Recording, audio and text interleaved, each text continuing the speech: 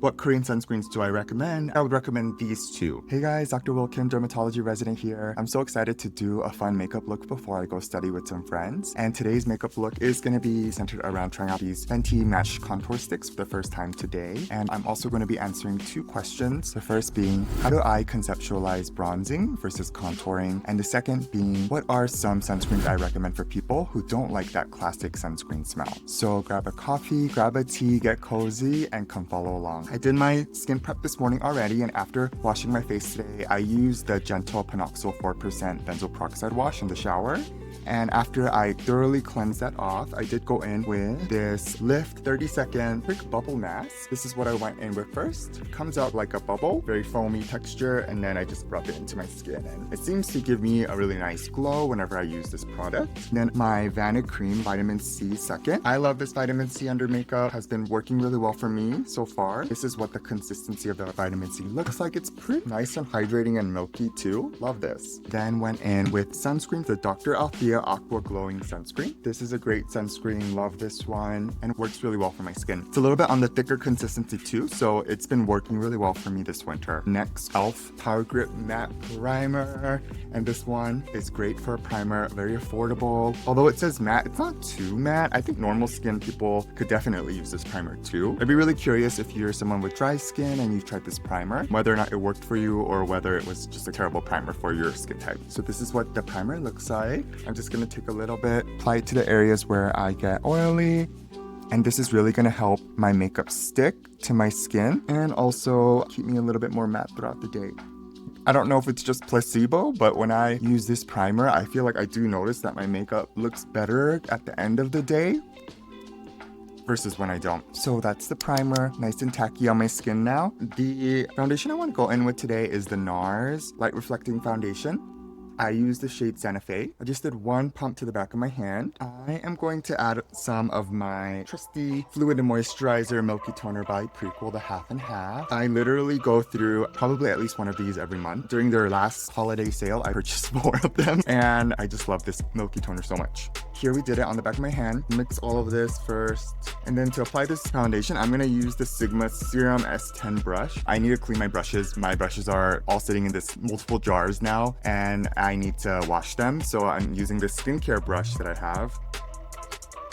So this skincare brush isn't the best for foundation in that it doesn't apply as evenly as some of my other flat foundation brushes, but I've used this before when my brushes are dirty, and it definitely does get the job done. I keep a little Ziploc baggie of makeup cushion puffs that I've cleaned, and so I just keep it in a Ziploc bag once I wash them, and then I keep them in my desk. That way I can just grab a clean one whenever I need. And then just go ahead and tap this in. And because at least this NARS foundation, when I did one pump, it seems to give me less product than one pump of the Makeup by Mario foundation. I don't know if that's actually true, but on the back of my hand, that's what it looks like. And then I added a lot more milky toner than I typically do. So this right now is like super sheared out as a foundation, almost like a tinted moisturizer. Or I haven't tried this product before, but I know Chanel has that one really cool product with those pigment like beads suspended. I don't know. I'm not sure. I've never used it, but it seems like it would be something similar to that when you mix it with the milky toner. But I love it because it really does give that no makeup look, and it looks really natural. I've been going through different phases with my makeup journey. More recently, I've been playing around with wearing just slightly heavier makeup to work with my foundation and whatnot, but sometimes I do like to just keep it ultra natural.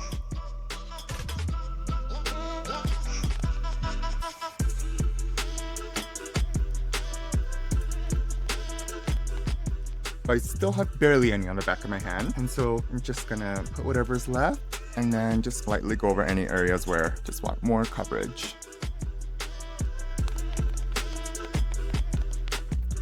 Here's my foundation, very natural today, very no makeup. You can definitely see many of my underlying, if I have a macular seborrheic keratosis or a lentigo, just like really light thin spots, even just this inflammation that I'm having from yesterday messing with my skin here too. You can see it peeking through, and I'm actually okay with that. I think that many days too, when I have some peek through of my underlying skin, I still think it is beautiful. Some days I like to cover everything up and some days I don't. Next, concealer, and because we're doing such a natural look. Let's use this Tower 28 concealer. The shade that I use is like my perfect shade is shade 7, which is K-Town. And I grew up in Southern California in a suburb near Los Angeles. And whenever I use this concealer, it just makes me think about home and how much I miss K-Town and just that whole area. And now that I've applied this to the back of my hand, 2 swipes, just grabbed a little bit on this flat brush.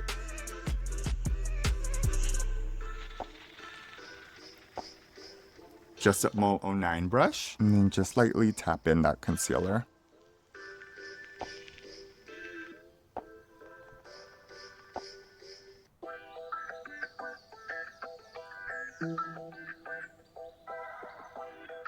That was all of my concealer, and then let's set this makeup base. The setting powder I want to use today is the Makeup by Mario Surreal Skin Setting Powder in shade Fair Pink. To set this, I'm going to grab a pretty fluffy brush, the Mo 7 brush. I have a little bit powder here on the back of my cap, so with my makeup brush, I'm just going to swirl,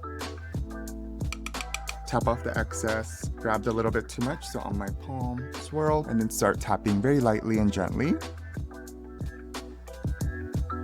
Nice. Tap off the excess.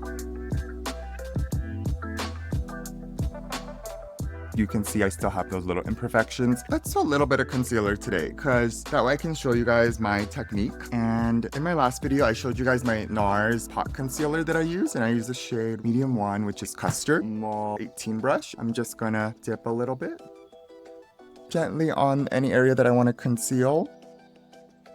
Lightly tap. Less is more. You can always add more too. I added a lot, but I think it's fine. And then with my finger now, let's just go ahead and tap. In my last video too, I did show you guys, if you're really acne prone and you want to avoid breaking out, you can use something like a hypochlorous acid spray on your fingers before you start tapping, and then just wipe it with a clean tissue, and it'll just help keep that finger clean as you go in to blend out your makeup. I like using my fingers sometimes. I prefer makeup brushes the best and like a little cushion puff, but for concealing like a dark spot, I do using my finger. A little bit more, tiniest bit, just tap tap. And if you really need a lot of coverage, you can wait a second, let it dry down just a hint, and then start blending it out. All right, happy with that. And then I'm gonna use that same makeup brush I had used to set my face, and then just grab a little bit of powder, set it where I had put that concealer. Great, beautiful. We're gonna move on into the fun part for today, which is trying out these new, or they're not new, but they're new to me, the Fenty Match Stix contour sticks. And I got 2 shades. I got Amber and Amber Suede. And I think today I just wanna try out Amber Suede. Because I've never really worked with these, I don't know how fast they're gonna dry down, how easy they are to blend out. And so because of all of those variables, I'm gonna work in one section of my face at a time and see if that kind of helps me with how well this blends out and how easily I'm able to blend it out. So let's go ahead and just apply it first to forehead. Like that. And then with a brush, the Just Mo 5 brush, just gently tap this out. This one has like a hint of warm. I'm not sure. It does look like shadow to me, but I do see just a hint of warm. I think the amber shade might be more of a cool tone. Well, that blended out pretty easily. Okay, I like that. And to answer my first question for today, how I like to think about the difference between bronzing and contouring is bronzing is supposed to warm up your face. Many of the bronzers that we use, whether it's cream or powder, they tend to be more warm leaning. And so you add it to parts of the face that the sun would normally hit, like the high points of your face, where you might just be getting a little bit more tan. And so by adding the bronzer to that area, it almost like mimics a tan. Of course, I never recommend that you actually get a tan. Tanning is so bad for your skin. So much sun damage, so much skin cancer risk, don't do it. But certainly with a bronzer, if you want to achieve that look, you could totally safely, as long as you're not like allergic to the products or it doesn't irritate you. That's what bronzer does, and that's how I like to conceptualize it. Adding it to high parts like up here, like your temples, ears, on the highest point of your nose, like the highest point of your cheeks. Also too, it can really warm up the face, and many people like that look, especially in the West. And then in terms of contouring, is using more cool tone shades. So these shades will tend to have more of a hue of underline pink or red tone, and the warm shades orangey will be more with bronzing. But contouring is supposed to mimic like real life shadows, and so anywhere on your face where there might be naturally a shadow, like for example right underneath your cheekbones, right here along your jaw, these shadows can really help to sculpt the face. And when you think about it, where the highest points of our face are, that's where the light hits the most, and so they appear brighter. And so sometimes when you put contour right behind those areas, it can just provide a larger contrast to your face, and it can make your face look more defined, more sculpted, slimmer. You can bring certain areas back more. So that's really the beauty of contour. And from what I've seen, it seems like Eastern makeup, especially Korean makeup, seems to use much more contour compared to the West where there's bronzer, but of course there's a lot of overlap too, and that's just how I like to think about it. Many of the times too, I'll be honest, I use the two of them very interchangeably. That being said, certain areas where naturally there wouldn't really be more of a tan, like right here, if I am adding bronzer to mimic the contour, I'm going to be adding a lot less. So those are just the ways that I conceptualize it. And of course, everyone's face shape is so different, and their undertones and whatnot. And I think playing around with both and seeing which one you like more is really going to help you just achieve the makeup aesthetic that you're hoping to achieve. That's the way I think of bronzing and contouring. Going back into that amber suede, I'm going to now be putting this right underneath my cheekbones. I don't place it exactly where the natural shadow is. I'm going to place it just slightly higher so I can give my face like a lifted effect. Mole 5 brush and then just tap it out. I've been recently watching this show called Just Makeup on Amazon, and it's a makeup competition show from Korea. And one of the makeup artists on the show, who I haven't finished the show, but so far she's created some amazing looks. Her name is Paris Golden Hands. I was watching a YouTube video of hers and saw her using this contour stick, and kind of inspired me to want to give it a try. I've seen a lot of other makeup artists use this Fenty contour stick before too, and yeah, I've been really excited to try it. So subtle, really liking this so far. Let's go ahead and do the nose. So nose contouring. For the West, we bring it all the way down straight, but I'm not gonna do that. Keep it nice and small with how much I'm placing. So I'm really just placing at the bottom of my nose. This area, I think I want, let's see if I could do it. Kind of worked. Fluffy brush to blend nose contour and the contour that I placed up here. So I'm going to grab this Dress Up Mold 10 brush and then just start tapping.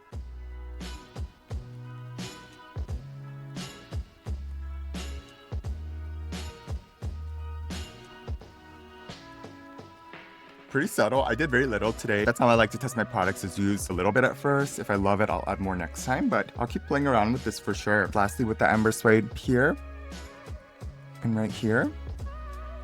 So by adding a little bit of that contour shadow shade, it's going to bring this area and this area back, and so it just makes it look more 3D almost and defined. And then I do want to put a little bit along my jaw too. And then for the jaw, go ahead and use my cushion puff to blend it out, the same one that I used for the foundation.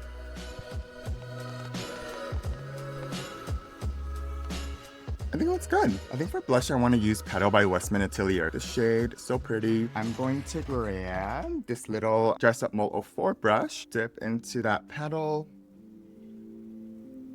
and then on the back of my hand, just start to stamp it to see the color I would get. So pretty. And then start tapping it.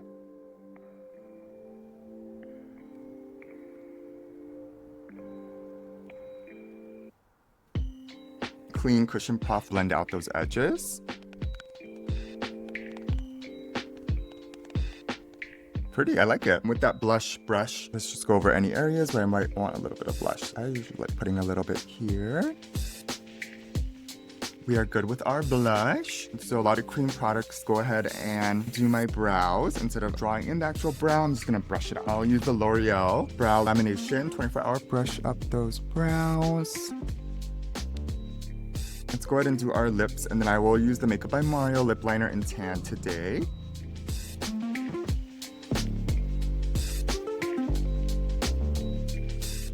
Use the brush on the other end, just lightly buff it out. Peri Peri shade 33, I believe. Yeah. Kind of like a cool tone pink. And then I'm gonna go ahead and spray my face now with the Charlotte Tilbury. want a little bit more pop today, grab just a 03 brush and the Spellbound Blushes Life Kosas, which is pretty pigmented and strong. So I just grabbed a little bit, just almost a powder blush, but just right there. Boom, little pop, especially in person because I didn't do my eyeshadow at all today. I'm gonna just grab the Decibel 13, grab a little bit right in here.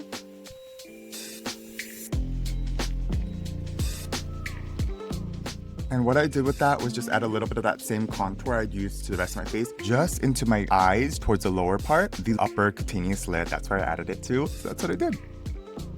Hang tight, I'm gonna go take out my hair clips. I'll be back, finish up with the Charlotte Tilbury powder. The same fluffy brush I'd used for my setting powder, dip into this finishing powder.